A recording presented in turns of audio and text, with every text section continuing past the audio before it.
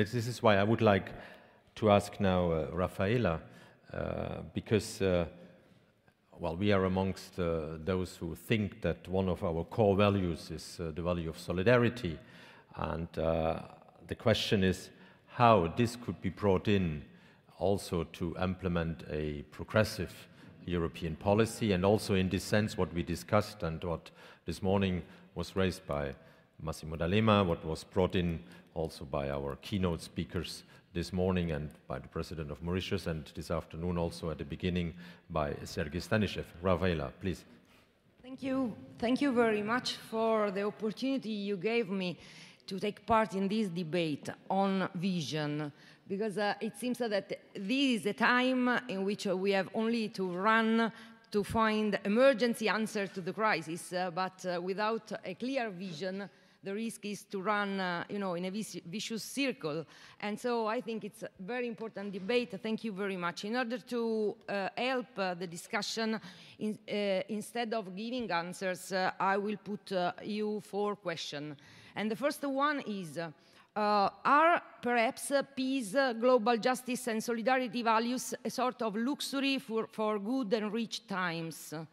Because it seems that these issues, apart from this discussion, and this is the reason why it's so important, but these issues are disappearing from the institutional and political agenda in the time of crisis, as well, unfortunately, from the civil society agenda.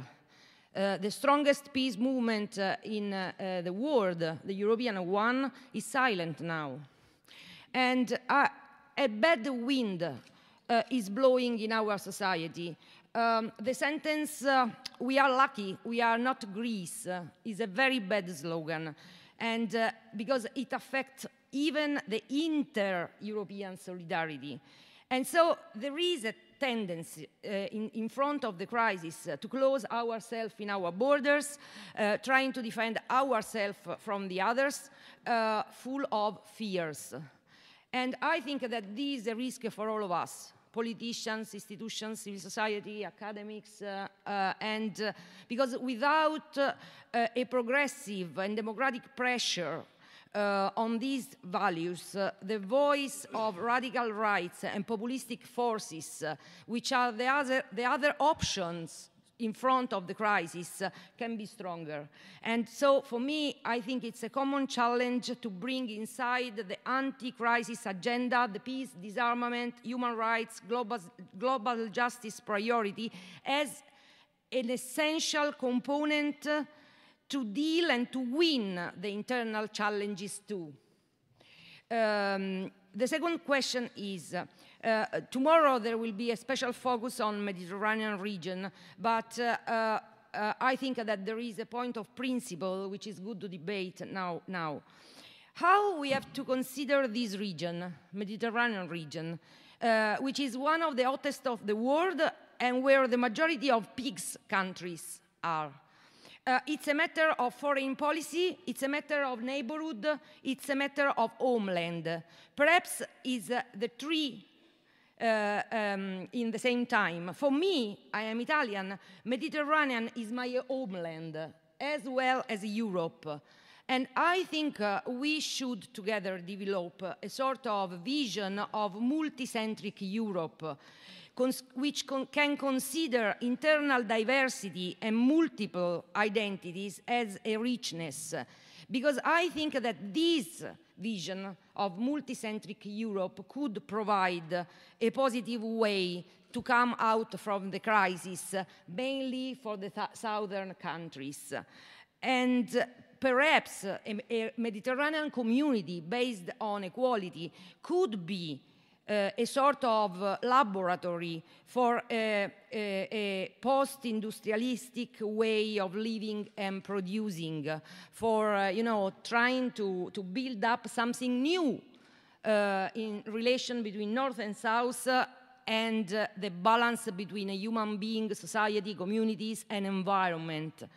And I think that it could be this idea, this vision of Mediterranean community, a sort of defense for the Maghreb and Mashrek societies in front of the dangers they are facing, in addition to a support for us, which come from the south of the continent.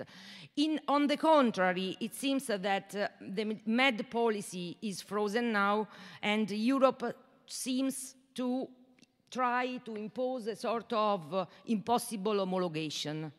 And the third question is how to build a European credibility at the grassroots level in the global south. Many of you already have spoken about it. I think that we have to tell us that at the global south people level, European credibility is weak because of the colonialist and imperialist past, because of the double standard, which is a big problem, because everywhere people tell us, okay, you send soldiers to defend human rights in Libya and you don't move one finger for the Palestinians. And everybody of you know that this is the normal reaction when they speak with us. And yes, and because of the people, because of Islamophobia and racism, because of the people, the border, the closure of the border killed in the Mediterranean Sea. And so I think, and I am going to close, that I think that we should look at the politics I have seen everywhere where the Islamistic forces conquered a lot of consensus. They invested so much on future. They invested on school, they invested on communities, they invested on social welfare, they invested on education. And I think that we should try to do the same, because we have to conquer the mind of people and invest on future generation. The last sentence is this one. I grew up in the peace movement, I am nonviolent, and I believe, as many nonviolent activists, that force can be used as a last tool to stop bigger violence. But force, not war. And I think that there are two different concepts, the traditional military intervention and the international police to defend peace missions, which need different actors, different methodology, components, aims, and tools. So my request is, why don't we deep a discussion between us, despite or because we have so different ideas, in order to develop outside of the emergency a real, new, innovative, progressive, and democratic way of thinking how a peace missions with all the component needed can be promoted. And I hope we can do it. Thank you.